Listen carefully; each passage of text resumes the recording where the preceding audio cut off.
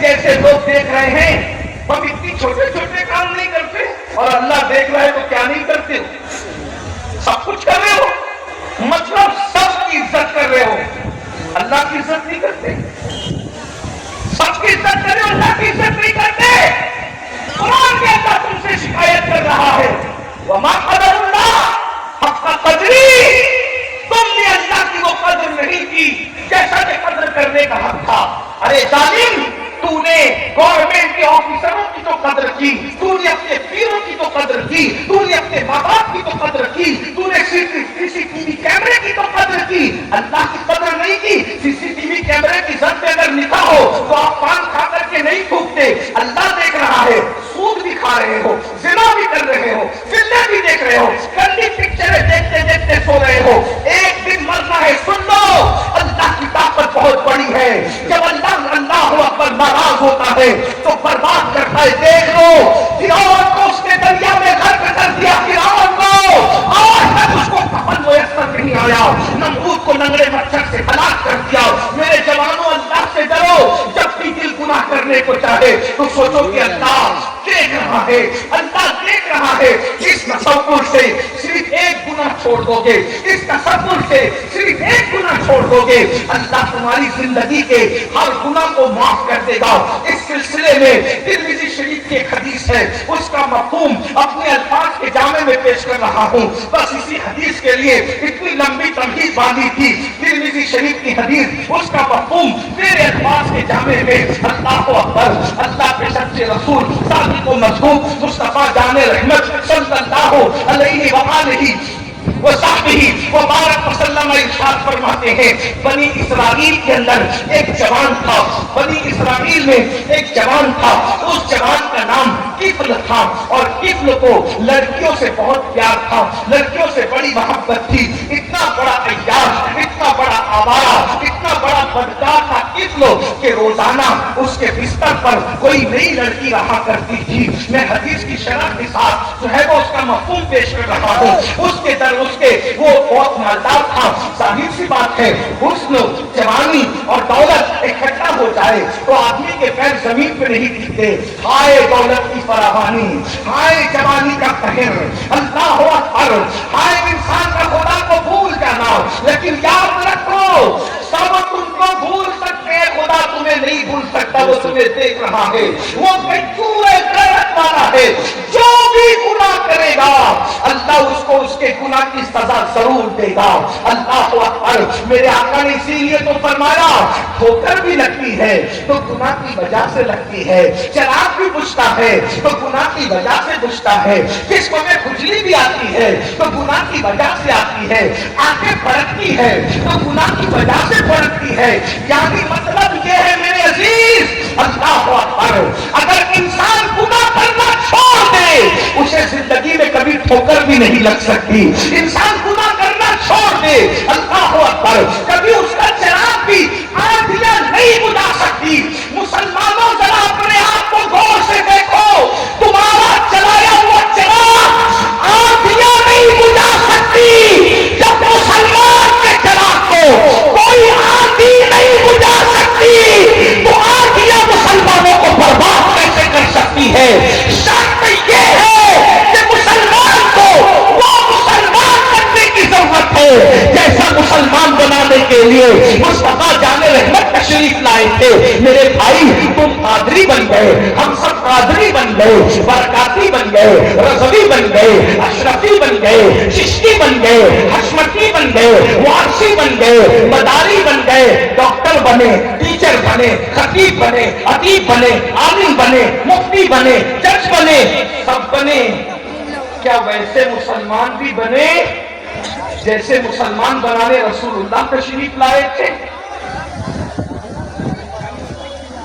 آپ کچھ بھی بن جاؤ، نجات نہیں ملے گی جب تک رسول اللہ جیسا مسلمان بنانے آئے تھے ویسا مسلمان نہ بنو۔ یہ شہادت گہے الفت میں قدر رکھنا ہے۔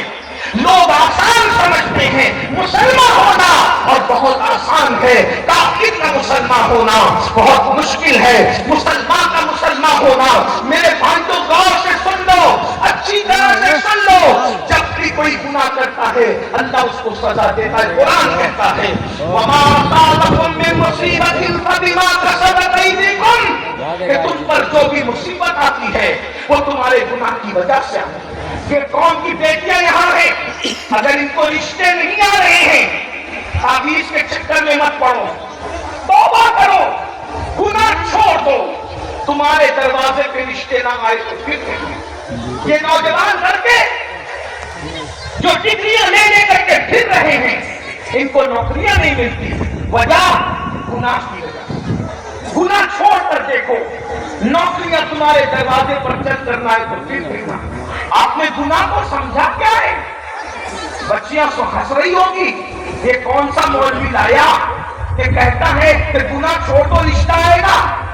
मेरे पास सबूत है, लेकिन मैं बोल नहीं सकता क्योंकि आप लोग भीगते हुए खड़े हैं, और अगर आप लोग सुनना चाहते हैं तो इजाजत दे दे तो मैं वो सबूत पेश कर दूं। क्योंकि मैंने वादा किया था कि मैं एक रिवायत पढ़ के बात खत्म करूंगा, अब दूसरी पढ़ने के लिए मुझे आपसे इजाजत चाहिए, वरना वादा खिलाफी होगी।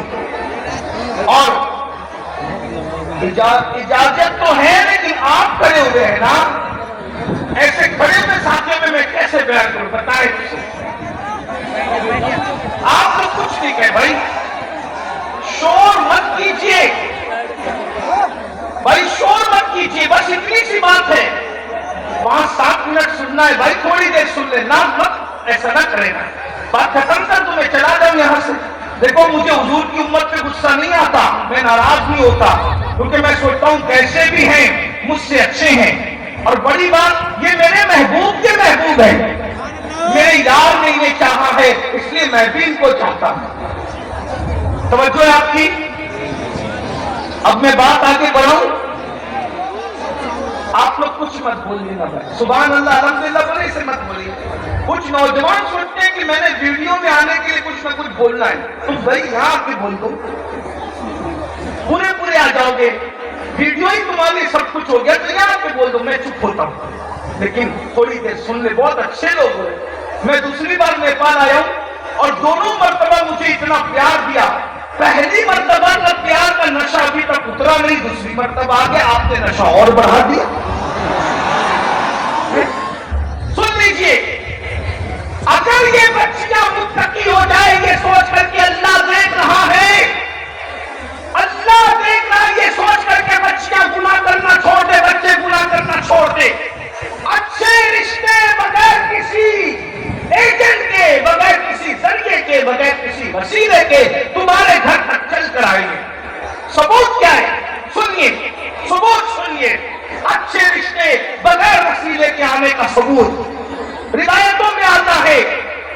मदीने मुनव्वरा की सरजमीन है, फारूक आज़म का खूबसूरत जमाना है, मेरे आका का दूसरा जानशीन सैयदना उमर इब्न खत्ताब मदीने की गलियों में निकले हैं रात के अंधेरे में, ताकि मौला फारूक आज़म देखे, सैयदना फारूक आज़म देखे कि मदीने की गलियों में रात को निकल के क्या चल रहा है। गलियों में सन्नाटा था, कोई मुसल्ले पे रो रहा था, कोई बिस्तर पे सो रहा था। ऐसे में मदीनतुर रसूल की रात का सन्नाटा, अब मेरे अल्फाज में इस रिवायत को सुनिए, कुदसियाने फलक दुरूदों के गजरे लेकर सरजमीन मदीने मुनव्वरा पे उतर रहे थे, रहमतों की बरसात हो रही थी, दुरूदों की डालियां मुस्तफा जाने रहमत पर निछावर करने के लिए पहली और आखिरी मर्तबा हजारों फरिश्तों का नुज़ूल हो रहा था। ऐसे में 3 बर्रे आज़मों का यकता हाकिम, जिसे दुनिया उमर इब्न खत्ताब कहती है, फारूक आज़म मदीने की गलियों में मदीने वालों के किरदार को, अखलाक को, अंदाज़ जिंदगी को चेक करने के लिए निकले। ऐसे में एक आवाज ने उस सन्नाटे को चीर दिया, एक पूरी कपकपाती हुई आवाज निकली, बेटी जल्दी से उठो और दूध में पानी मिला दो, बेटी जल्दी से उठो और दूध में पानी मिला दो। जब वो कपकपाती हुई बुढ़ापे वाली आवाज में बेटी को करप्शन गुनाह पर उभारा, तो एक जवान आवाज में मां से कहा, मां क्या तुम्हें खबर नहीं, हमारे अमीरुल मोमिनीन सैयदना फारूक आज़म ने दूध में पानी मिलाकर बेचने को मना फरमाया है। तो बुढ़ी आवाज ने कहा, अरे तेरा अमीर तो अभी सो रहा होगा, वो कहां देख रहा है, ہے؟ لڑکی نے جواب دیا ماں امیر نہیں دیکھ رہا ہے، اللہ کو دیکھ رہا ہے۔ دیکھا، امیر نہیں اللہ دیکھ رہا ہے، اور ہمیں اللہ سے ڈرنا چاہیے۔ میں دودھ میں پانی نہیں ملاؤں گی کیونکہ اللہ دیکھ رہا ہے۔ بس فاروق اعظم کو اتنا سننا تھا، خوش ہوئے، گھر پہ نشان لگایا، گھر گئے، صبح کے وقت اپنے بیٹوں کو بلایا اور بیٹوں کو بلا کے کہا میرے بیٹوں میں بوڑھا ہو گیا ہوں، نکاح کرنے کے قابل نہیں ہوں، بتاؤ تم میں سے کون نکاح کرے گا؟ فاروق اعظم کے صاحبزادے نے کہا ابا میں نکاح کروں گا۔